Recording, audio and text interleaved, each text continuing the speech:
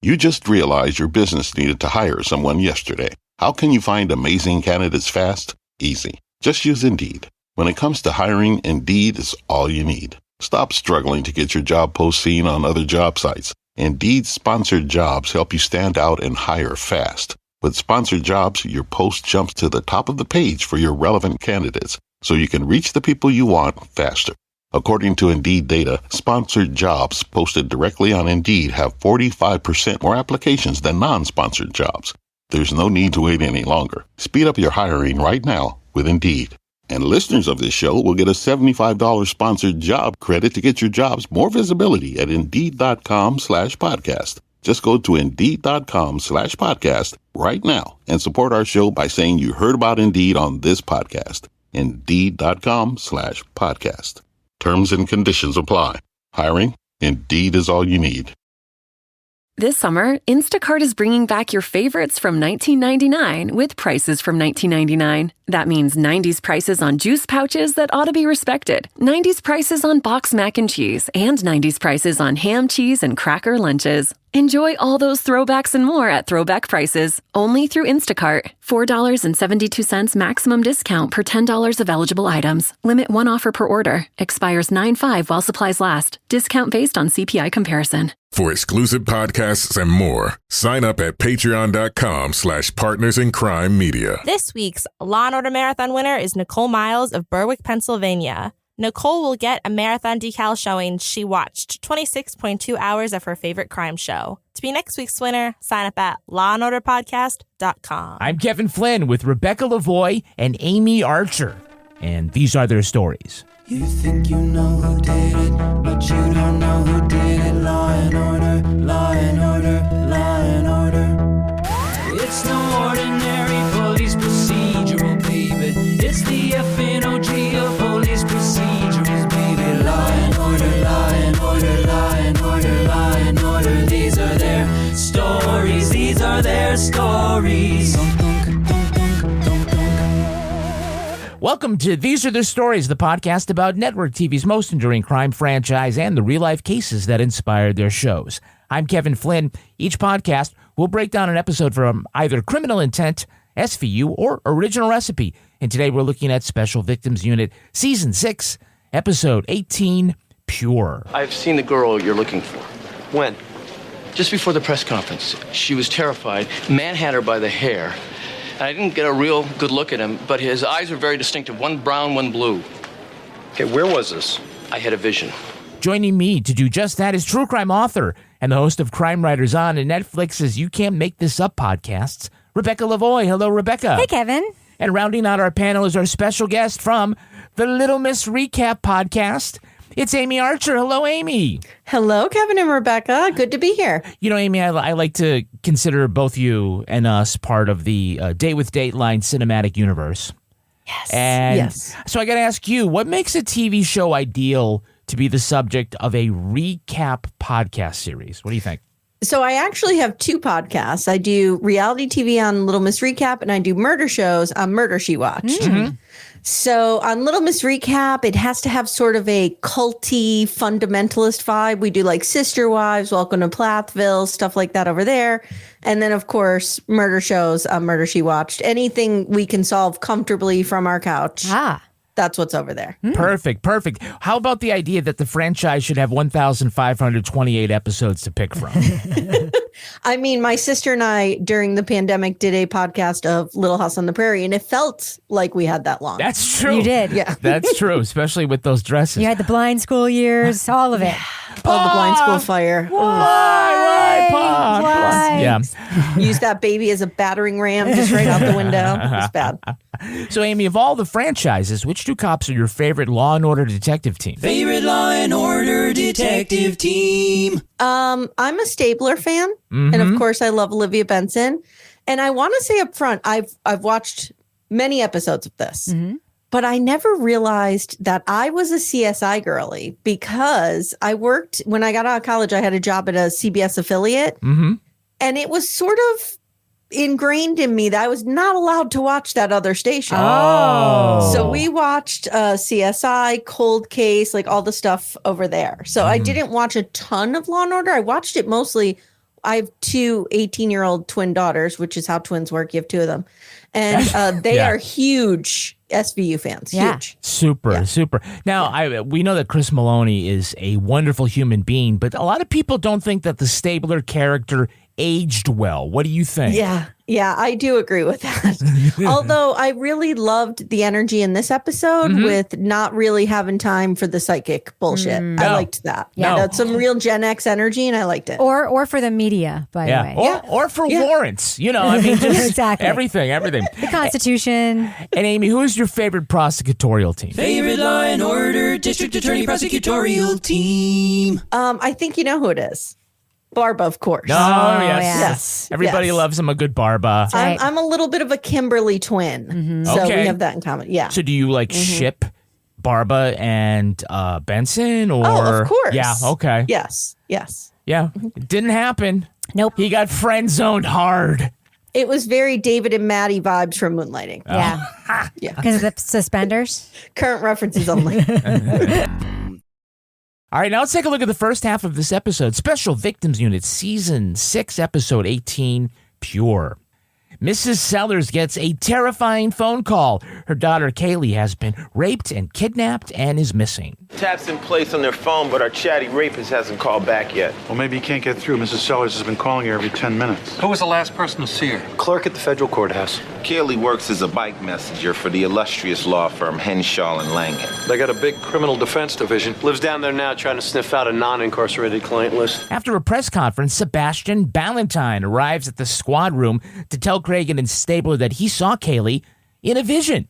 He claims to be a psychic, but the detectives don't want his help. When Olivia and Elliot go to show Mrs. Sellers a photo found on Kaylee's cell phone, they find Ballentine is already there trying to get a vision while touching the missing girl's panties. Ugh. Stabler kicks him out, calls him a fraud, trying to make a buck, but Ballentine says that he sees Kaylee under flowing water, but not wet. The partners track down Kaylee's ex-boyfriend, who says not only wouldn't she give it up when they dated, but shows them a website where Kaylee was auctioning off her V-card to the highest bidder. Ballentine returns to the squad, but this time Stabler asks him to stay just to keep him away from Mrs. Sellers. That's when Sister Peg, God's agent of chaos, shows up with a sex worker who might have been with the kidnapper. Later, Kaylee's body is discovered in a basement under a flowing water pipe, but not wet. That's when Elliot declares that Ballentine has something to do with this. Okay, so this episode opens up with Mrs. Sellers having the dress of young Chloe for a school dance, and that's when she gets a phone call from a mysterious man. Your daughter is such a hot piece of ass. Best sex I ever had. She's a screamer, did you know that? Made me crazy. Especially when she screamed, Mom. Well, Pervert! Best sex I ever had. And then she turns to Chloe and asks, who is that? As if her first assumption is that it's her 12-year-old daughter who's been slinging the V all over Manhattan. It's my 6th grade daughter who's about to go to a dance, even though I'm only hemming her dress now. Were you getting some Sissy Spacek and Carrie vibes from the mother? Yeah. I was like, what is going on here? 100. Gotta get it. Yep. Yeah, not the daughter like saving up for college any way I can. Older daughter. Yeah. It had to be the 12-year-old. But the kidnapper's got a great line about Kaylee, who's like duct taped in bed. Kaylee! She's tied up right now. So now their main suspect, Lenny Briscoe. Exactly. Gotta have a good line. Yeah. So Kaylee is the beloved virginal bike messenger for Trevor Langdon's law firm, who holds a press conference to offer a $10,000 reward for an employee they're paying $9 an hour. Who's risking her life every time she goes out to work for them to deliver some piece of paper. It's ridiculous. And you know this would never happen today because they realize that her phone that she's been given has been off for like 10 hours. Exactly. That would never happen. Exactly. Hey, law firm, I got 2 words for you. Fax machine. Who needs a bike messenger when you... Anyway, so like you said, it was the office manager who discovers that on the GPS on her work phone, which was a flip phone at the time, right? They can track it on this computer screen. and then you follow a dot that covers 3 city blocks in 2 seconds. Now, if you look closely at it, you can see like even the finger pointing at the screen that they've slowed the camera down. Yeah. So it's in slow motion and it's still going that fast. Did someone really mess that up at the effects department? Is that what you're saying? They're like, have you And never... they're driving through New York that fast? Yes. That's not possible. A garbage Not truck. happening. A garbage truck, yes. No. Our Keanu Reeves and Sandra Bullock on this Bullock. garbage truck just blowing through. This is when Sebastian Ballentine walks into the squad room, and Elliot has an incredible put down. Look, I have worked with many other police departments on missing persons cases. My name is Sebastian Ballentine. The Sebastian Ballentine? You've heard of me? No. No. That's the first of like a 5-minute scene of just like them dumping on psychics, and it's incredible. It's honestly incredible. I love it. As a cynic myself, I love it. I love that Cragen thinks the phone call is going to be $3.99 a minute. Some Miss Cleo vibes there. Exactly. So later they go to Seller's apartment and they find Ballentine doing a psychic reading by scanning her clothes. And then he tries to get a vision by holding up her panties. Her lacy, virginal Fredericks of Hollywood panties. So wild. The early aughts were such a wild time. Well, to be fair, Kevin, I don't know if you remember girls' fashion back then, but it was all about Young girls' fashion? No, I don't think I do. It's all about the low slung jeans, right? Yeah. And the little skinny strap tank tops. Yeah. And so, like, showing your underwear was actually a thing. That's the only thing I could think of because I'm like, wow, she's prepared. For girls not giving it up, she's super prepared. She's been planning ahead. Yeah, so they're beginning to telegraph that Ballentine might be a perv. But is he actually psychic? Ends up being one of the questions that the audience has to kind of figure out. Stabler keeps challenging him on this, doing all sorts of crazy stuff, trying to provoke him. What, you didn't see that coming? No, but I do see an anger management class in someone's future.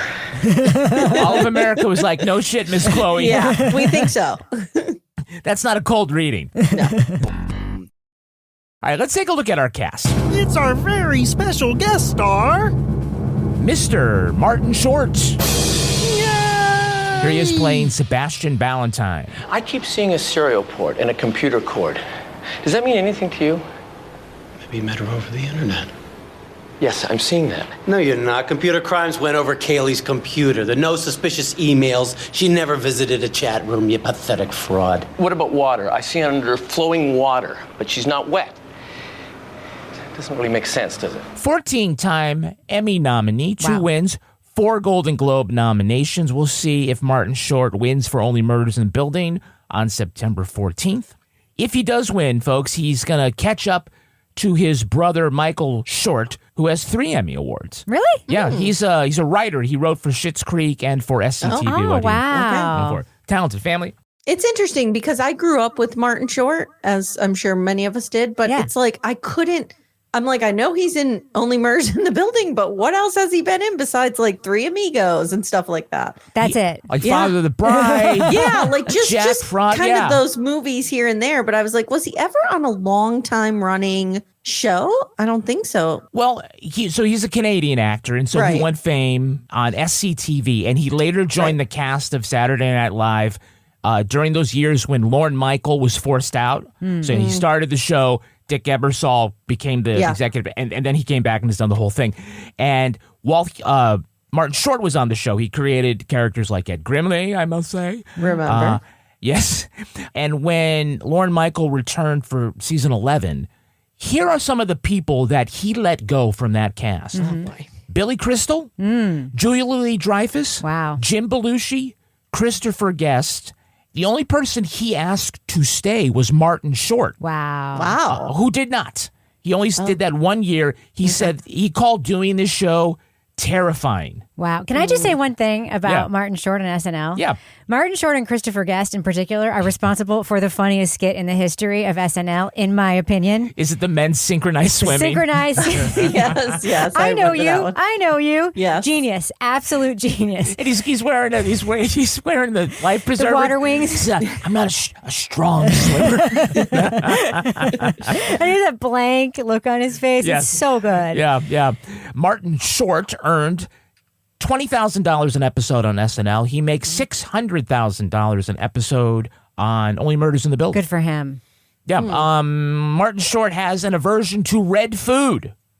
Seems I can't think of a lot of them off the top of my head besides strawberries and cherries. But that's what he has. Oh, not like the red dye, like the M&Ms and stuff that people are. No, he doesn't like it. It's red food. Yeah, okay. I think it's more of a visual thing. It's not an RFK Jr. red dye number 7 thing or whatever. Yeah.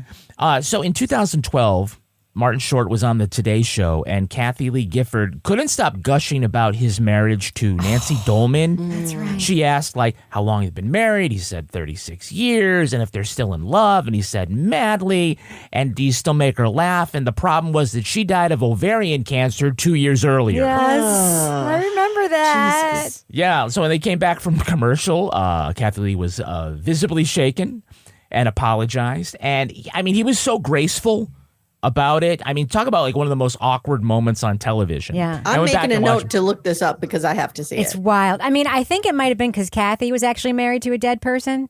So she thought that other people might be able to be as well. I was going to say, was this post Frank and all of that hijinks? 2012 Probably. I don't know. That Yeah. dude was old the entire time they were married. Remember how invested we were in that marriage? It was so weird. Well, she forced us to be. Yes, and It's Cody true. was their kid. How do I know this? It wasn't consensual. She forced us to care about her marriage. You're right. If you want to tune in and see Regis, you're stuck with this shit too. He defended her through the sweatshop scandal. Yes. The whole thing. Yeah. Canada still loves Martin Short, by the way. In 2014, he was featured on a Canadian postage stamp. Price of that stamp was 85 cents, but that's only about 62 cents American. In case you keep track. Today. Yes. Meanwhile, Canada has turned down requests for a stamp featuring Michael Moriarty. Yeah. Because the actor believes people are actually licking the back of his head.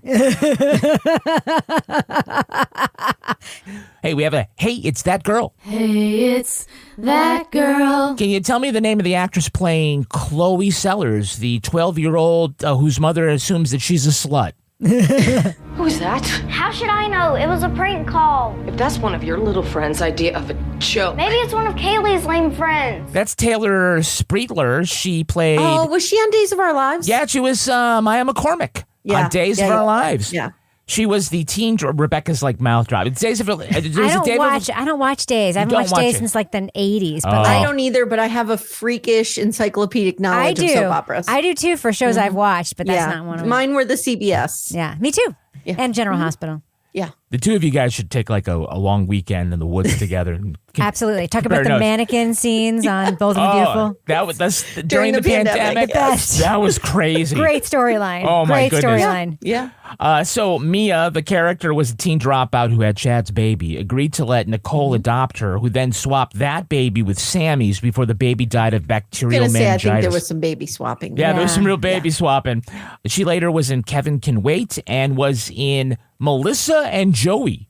It was a Kids Who's the Boss with Melissa Joan Hart and Joey Lawrence. Oh, Kids Who's the Boss? It was on ABC Freeform. Did he work for her? Yes. What did he do for her? He was the Manny. Oh, okay. I have some recollection of that. My kids would have been young around that time, so I think I remember it. Yeah. I guess it was just like Who's the Boss, except instead of just Tony Danza being the only person who couldn't remember his character's name, so it had to be both Melissa and Joey also had to have the same. It's a tradition. Yeah. So who's the woman playing Chloe's mother? Mrs. Sellers. No first name, just Mrs. Sellers. Who's that? I don't know. I will give you everything I own. Please, just don't hurt her anymore. Please, let her come home, please. That's Marianne Hagen, 7 Law & Order Universe appearances. Her first TV role actually was on Who's the Boss? Oh. She was the so-called final girl in Halloween 6, The Curse of Michael Myers. Wow. She teamed up with Paul Rudd to defeat Michael Myers. Entertainment Weekly ranked it 13th out of 13 Halloween films. Oh, poor Mrs. Sellers. Yeah, well, the critics say despite it being Michael Myers' fourth rampage through that same small town, everyone seemed, quote, unprepared. Kind of like me with these Hey It's That guys. Totally unprepared. Yes, there was a website you could have done the research Literally, on. You barely watched the show. I watch the show, and every time I know this segment is coming, and I do nothing proactive to make myself sound like I'm a little bit prepared. Nothing at all. Okay, can you tell me, though, who's playing Ballentine's wife, Carlene? No. You don't know him. Henry's the smartest, sweetest, most charming man I've ever met. He was doing time for sexual assault. That actress's name is Mary Mara. She had a recurring role as single mother sex worker with cervical cancer, Loretta Sweet, on ER. Okay. Just loved saying. ER. And she was also Inspector Bern Carson on Nash Bridges with Don Johnson and Cheech Martin. That's a show that she's probably watched, but I never have because it was on CBS. I was allowed to see it because it was on CBS, yes.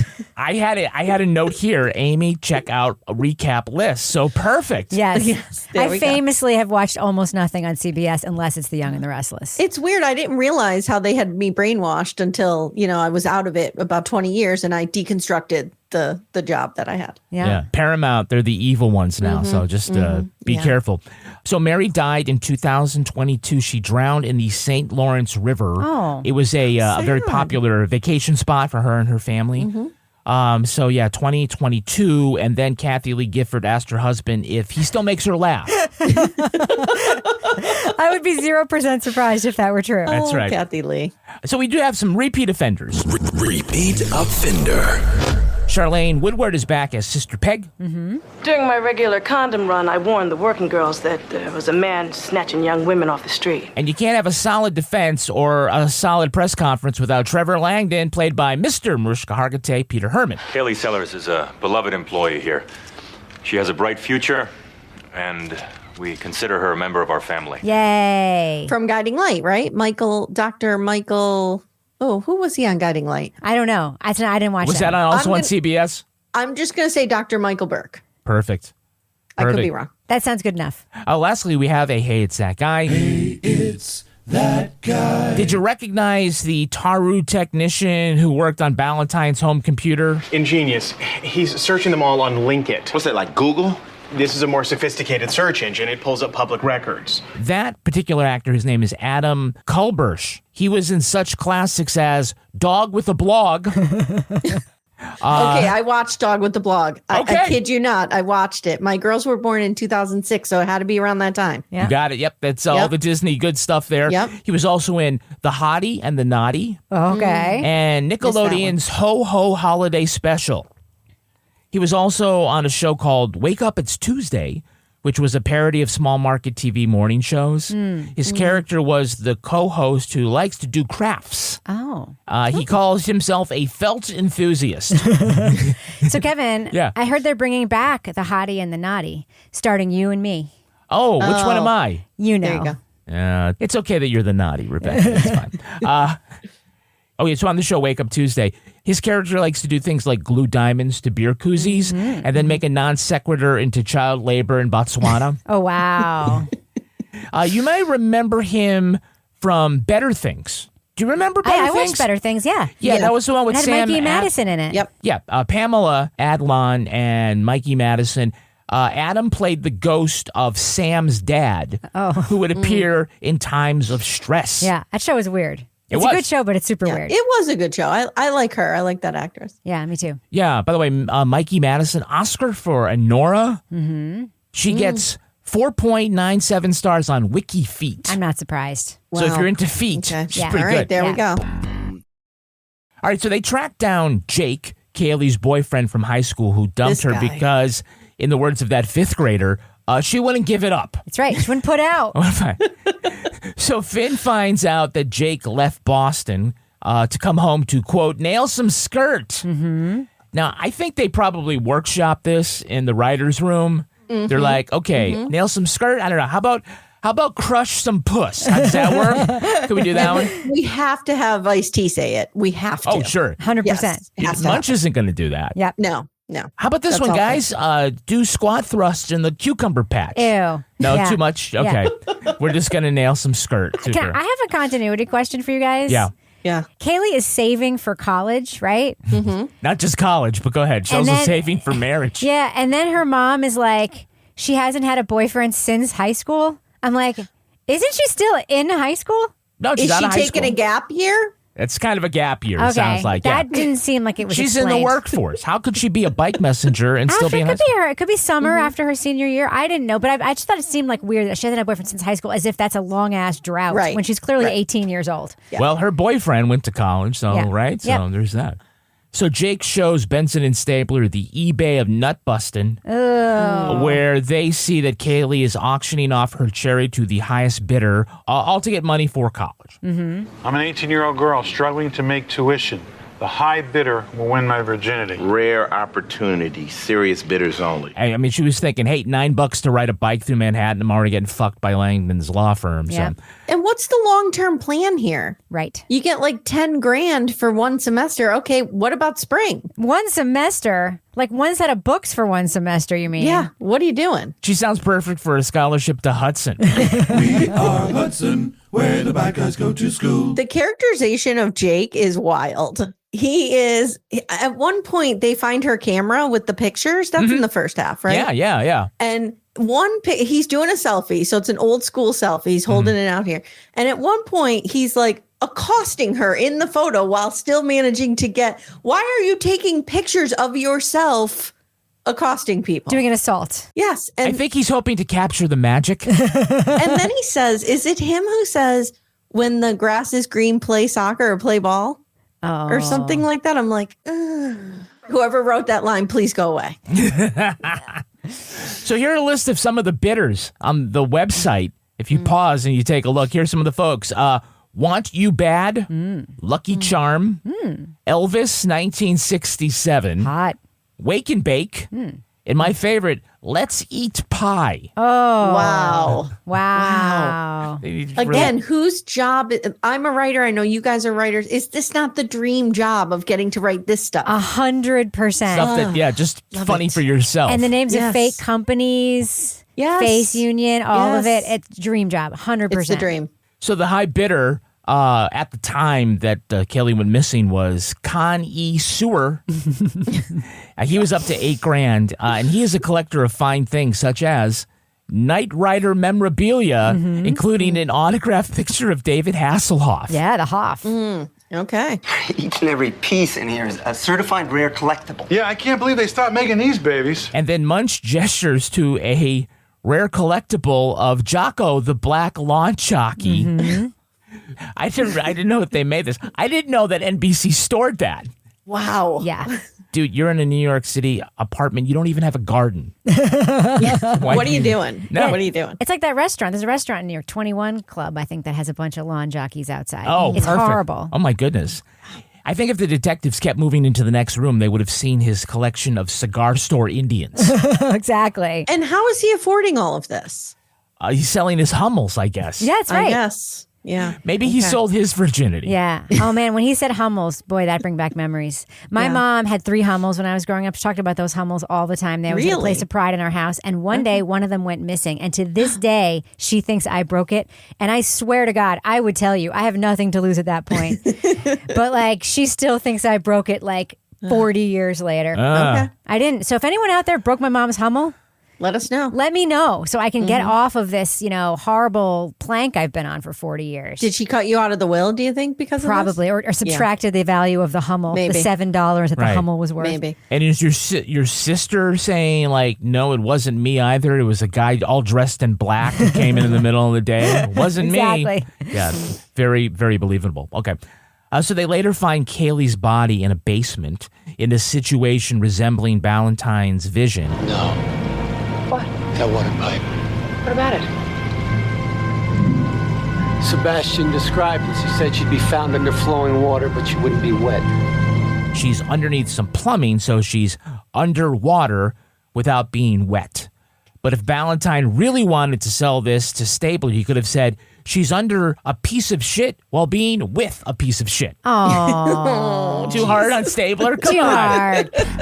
You just realized your business needed to hire someone yesterday. How can you find amazing candidates fast? Easy. Just use Indeed. When it comes to hiring, Indeed is all you need. Stop struggling to get your job post seen on other job sites. Indeed's sponsored jobs help you stand out and hire fast. With sponsored jobs, your post jumps to the top of the page for your relevant candidates, so you can reach the people you want faster. According to Indeed data, sponsored jobs posted directly on Indeed have 45% more applications than non-sponsored jobs. There's no need to wait any longer. Speed up your hiring right now with Indeed.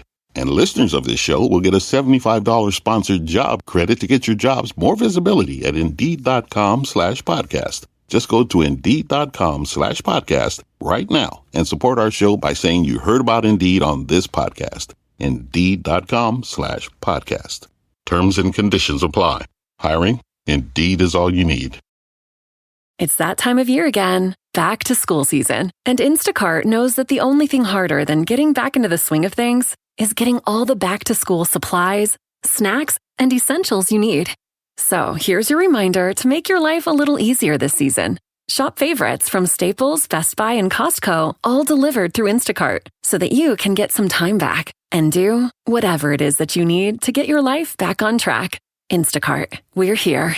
Hi, we're Mochi Health, your long-term weight loss solution. We'll connect you with a board-certified provider to discuss your unique goals. Eligible patients can access custom-formulated GLP-1 medications at an affordable, fixed price, delivered to their door monthly.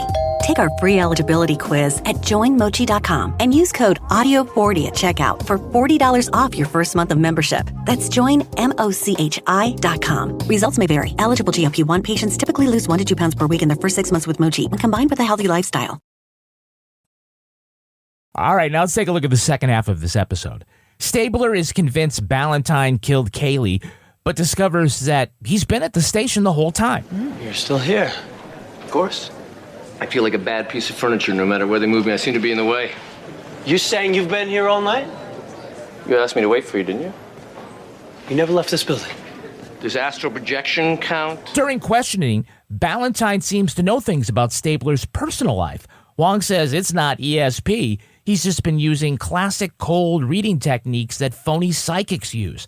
But when Benson tries to trip him up, the medium knows what she says about her life is a lie. Ballentine's wife, Carlene, and infant son show up to take him home. That's when they get an emergency call from the shelter. The clothes of dead virgin Kaylee have been found on Sister Peg's bed, and presumed virgin Sister Peg is now missing. After illegally kicking in his door and retroactively getting a warrant from a judge too drunk to read it, oh my God, Sister Peg isn't found at the Ballentine's apartment. They find that the psychic has instead been using his computer to do deep research on his marks, including Benson and Stabler. The software is registered to a Canadian named Henry Palaver. Is he Ballentine's partner in crime? No, Ballentine is Henry Palaver, who spent years in a Canadian prison for sex crimes. In separate interrogation rooms, Carlene and Ballentine tell their story. They met through a pen pal program and had a prison wedding. She promised to save herself for when he got released, but by then, he was shocked to discover that she wasn't actually a virgin. Oh. Since then, Ballentine has been on a quest to deflower as many girls as he can. Stabler says he would have gotten away with it if he hadn't just stuck his nose into the investigation. That's when they rescue Sister Peg. She says Carlene used her infant to lure her into a trap and told the fussy child that she picked a bad baby. They connect Carlene to the murder of a pregnant Canadian woman whose baby was cut from her womb. Oof. She says that she did all of the murders and virgin rapes to make her nuclear family for Ballentine. Thank you, Kevin. As she's taken away, Ballentine tries to strangle her through the bars of the cell. He admits to Stabler that Kaylee was the best sex I ever had. Gross. Okay, so Ballentine keeps saying things to Stabler that sound like he could have ESP. They don't know what to do, so they bring in Wong. Bring in Wong. He's not wrong. Yeah, that's how we roll here, Amy. He says that Ballentine is doing what every fake psychic does, which he's just doing a cold read. He makes a guess, and then if he's wrong, he changes the guess based on the person's reactions. Or, in other words, being wonged.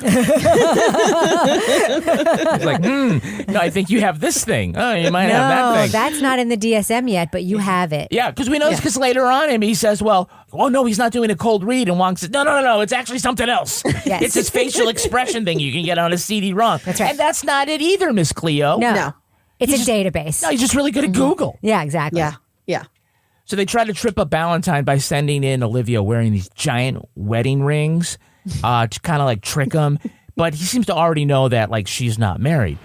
I'm sorry, but I see him with other women. Oh my God. How do you know that? It's your father, isn't it? No. It's not my father. Well, there is a problem with your husband. What about him? You don't have one. So who in the squad room has 10 grand on diamonds that are also in Olivia's size? I don't know. But she was not subtle about showing that she had them on her hand. She was like, no, this. she wasn't. Wave it in her face. You think after this, they're like, okay, give the rings back. She's like, no, I think I'll hang on to these for a little while longer. If I can't have a baby. I just want to just pretend. I'm going deep undercover here. I need to go sell these. I have a website auction I'm involved in. That's I have to right. sell these. Yeah. To the highest bidder. So Sister Peg goes missing, and Benson and Stabler say the rapist is targeting virgins. A theory, by the way, supported by nothing. Nothing. Just her hunch. She was a virgin. I guess that's his type. Yep, that's the MO. He could have been in a bike messengers. Who knows? Exactly. Little sister, we're coming for you next. That's what the undertone is. There you go. Right. Right. Blondes. It could have been blondes. Could have been blondes. Could have been kids going to the school dance. Could have been kids taking a gap year. Gap year. So Stabler's going to stable, and he kicks the door into Ballentine's apartment. So they need to Novak to fix this by faking a warrant. Oh, my God. Kind of retroactively. And she says she can't do that. And the cops are all mad at her because of the Constitution. That's right. It's horrible. I can't do that. I get horrible. It's horrible. And then what does she do, Kevin? She finds a judge who's too drunk to read it and just signs it. Too drunk to care. Luckily, I know a judge with a drinking problem. Come again? I stopped by his favorite watering hole and I assured him that my search warrant contained sufficient cause. He signed it without reading it. Now, this gets you into the van and the residence. Go. I have a feeling a lot of this has happened throughout history, but okay. Of course. Yes. The judge was having an old fashioned, which means he's just signing off on any warrant because they tell him to. Yeah. When Finn hears that Ballentine knew all this stuff that he did because he looked him up on the internet. Search before hers, Elliot Stable. Oh, he's gonna kill Ballentine. He sounds like Randy in A Christmas Story. Dad's gonna kill Ralphie. So eventually they get Carlene to admit her role in the crimes, helping Ballentine raping virgins and kidnapping hitchhikers. Virgin hitchhikers, I guess, is how that... Because I guess you're walking down with the scarlet V on your chest. And maybe that's it's the way you hold your thumb. Yeah, they can just pick it out. It's like, I it's haven't not done yet turgid. It's not turgid. Yeah, that's it. So they say that, they met in prison. He thought that she was a virgin and she was going to save herself for the 2 years until he was released. And she said that she was a virgin for those 2 years, but not before. For fuck's sake, that's not what a virgin is. No shit. She was celibate. How old are these people? Exactly. Like, aren't they in their 40s? Yes. Yeah, that's Cam. I'll save And she's not the most beautiful woman that's ever been on the show, but she's not, I'm a virgin at 45. Unattractive, for sure. I agree. No. So Ballentine has a super creepy scene explaining to Elliot why he's been raping virgins. The expression on a girl's face her first time is incomparable. Those girls weren't having sex, they were being raped. Their faces were pallets, shock, confusion, panic, fear, and always just a soup song of pain. So Martin Short, I think, guys, is really great in this role. Yeah. I mean, especially for someone really coming in pegged as a comedic actor, fantastic comedic actor, but not somebody that you would expect to be an evil villain, right? He's so good in this episode. He's so creepy. He uses his teeth like in a great way. He uses his eyes. He uses his face. And I have to say, I think the best comedians actually are great actors because, right, they have to like bring you along, right? And their stupid jokes. But like, I think he's incredible. What do you think? He can play anything. Yeah. He can play anything. I thought he was great. I went into this like, oh, Martin Short is raping virgins. How's this going to go? But it was real. Like, I'll laugh a minute. Exactly. I was a believer. You were a believer. So the show writer, Dawn DeNoon, said that they had Short in mind when they were writing the script. And so they met with him for lunch and asked if he wanted to do it and to give him something to really stretch on, because he's never played a bad guy, right? Or they've never seen him play a bad guy. He's a sweetie. He's by the way, he is legendarily one of the nicest people in Hollywood. That's right. So, I mean, Kathy Lee Gifford could kind of attest to that probably. I mean, he's Canadian. It tracks. It tracks. It tracks. Well, because they just can't leave creepy enough alone, they connect that the couple's baby was actually one that was cut out of the womb of a murder victim. Now, 6 months, that's how old Henry J. is. That's when you fled Canada. No, Henry Jr. is ours. We checked. There are no birth records for Henry Jr. We can't find anyone who remembers seeing you pregnant. And they know this because they said, hey, no one remembers you being pregnant. You mean in Canada at 2 a.m? No one remembers you being pregnant. Was this a Sharon Tate throwback? What was this? Where was this coming from? Well, I know there's a couple of real life cases, and they've inspired some of the shows that we have covered about pregnant women being attacked and having the children cut out of them. And it was also a storyline on General Hospital, by the way. Nina did that shit to Ava. It was weird. Oh, yeah. Did they swap babies afterwards? They're best afterwards? friends now, by the way. Best friends. Of course they are. Just a few years later. Bygones. But they're like, hey, you want to hang out in the sauna with me? No, I have a huge scar that you gave me. You stabbed me, remember? And stole my baby. That's right. Oh, well, it's because I thought neither of us needed a babysitter, so we could do this. So they find Sister Peg in an empty cargo container, which is like placed in the middle of a park or something. What comes first when you're planning these crimes? The kidnappings or securing a large metal box with electricity in a city of 8 million disinterested people? Right, yeah. They seem to be easy to come by in this universe, I gotta say. People live in them, people raping them, people torturing them. People put boxes in their bookstore basements. Exactly. I mean, who knows? Yeah, I mean, it's like just like a shopping cart that just got abandoned by someone. Oh, look at this. No one's going to use this. By the way, the interior of those cargo containers, right? 300 square feet. A studio apartment of 300 square feet on East 39th Street rents for $4,100 a month. It's a deal.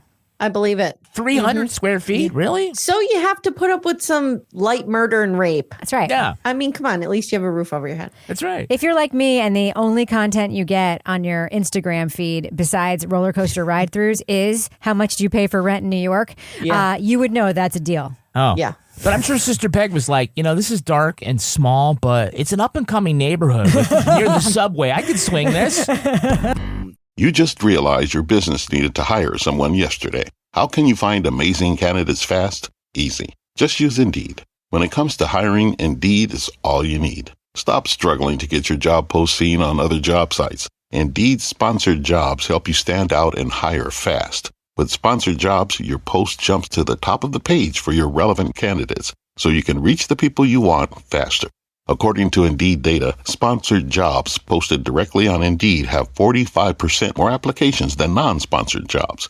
There's no need to wait any longer. Speed up your hiring right now with Indeed. And listeners of this show will get a $75 sponsored job credit to get your jobs more visibility at Indeed.com/podcast. Just go to Indeed.com/podcast right now and support our show by saying you heard about Indeed on this podcast. Indeed.com/podcast. Terms and conditions apply. Hiring? Indeed is all you need. It's that time of year again, back to school season. And Instacart knows that the only thing harder than getting back into the swing of things is getting all the back to school supplies, snacks, and essentials you need.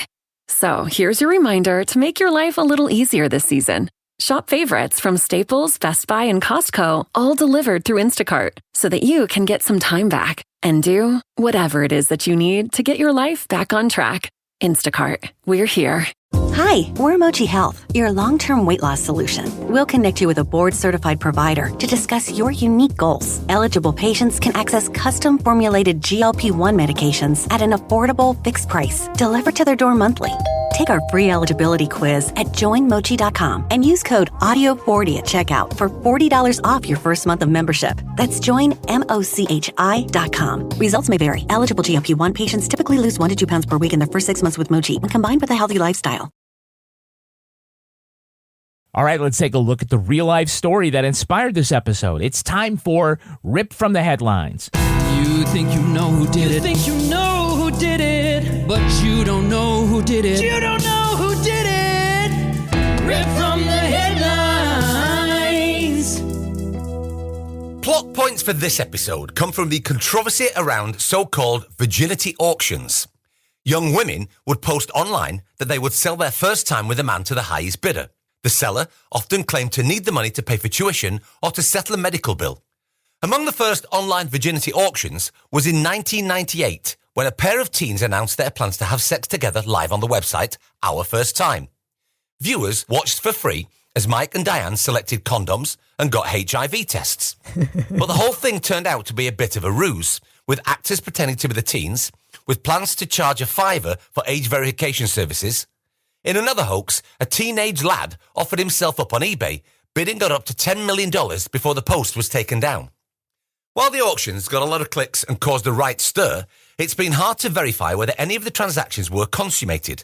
While most virginity auctions are believed to be hoaxes or publicity stunts, the bidders seem to be real. Men around the world have offered tens to hundreds of thousands of dollars for the privilege of deflowering someone.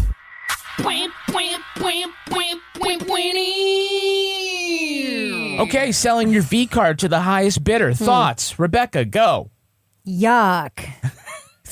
What happened to empowerment and all that? No, I mean, it's America. We have to get creative for education and healthcare. I completely agree with that. I completely agree with that. What I don't like is this characterization of virgins as being like the best thing you could have. It's so gross. There's something to me that's gross about that. People can sell whatever they want. I don't care.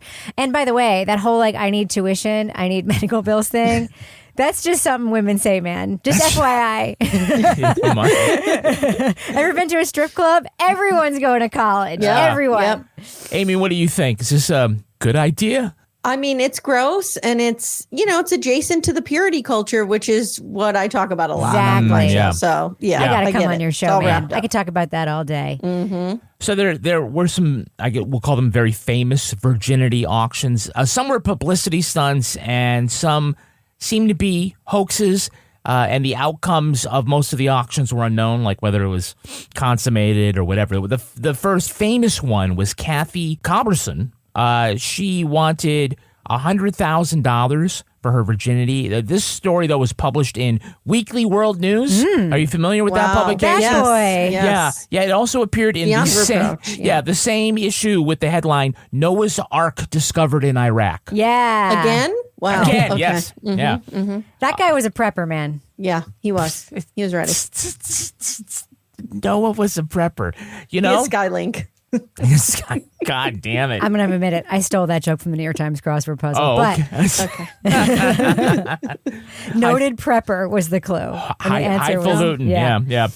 Natalie Dillon went on the Howard Stern show to announce that she was going to auction off her virginity at the Moonlight Bunny Ranch in Nevada. The high bid was $3.8 million. She changed her mind, but insisted this wasn't a hoax.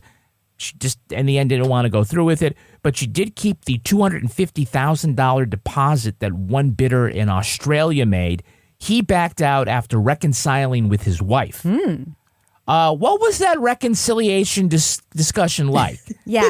You were willing to pay what to have sex just one time? Yeah. Oh, mama's getting a new minivan. Yeah, just FYI, wife, the house we didn't used to have a mortgage on, we're now completely underwater.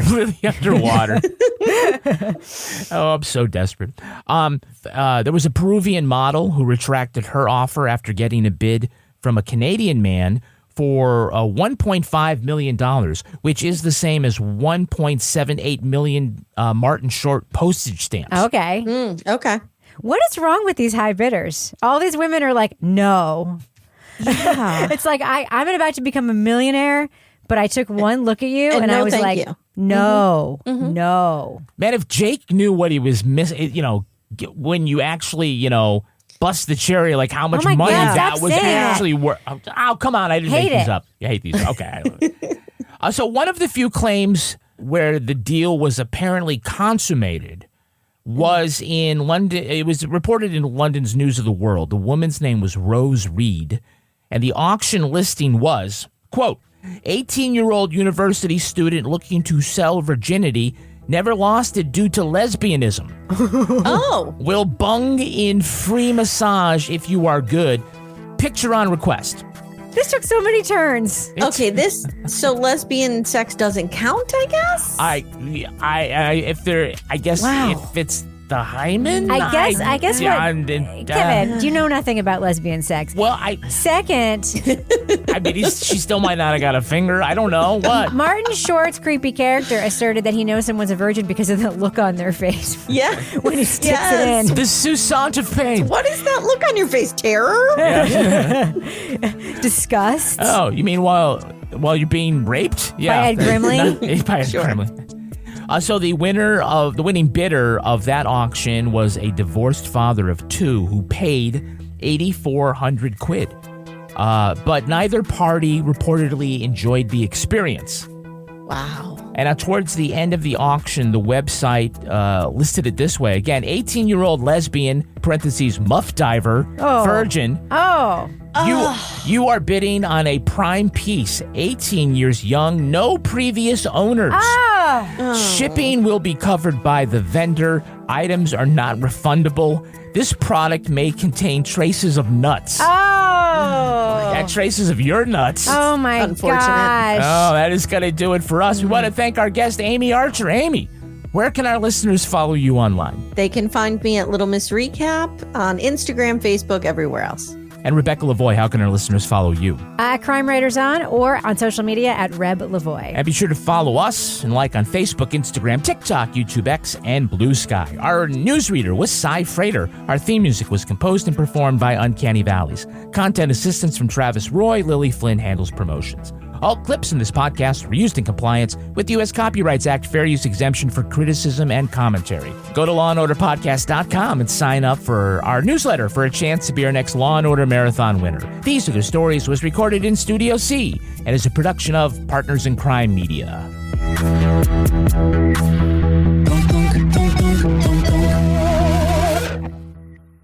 Partners in Crime Media.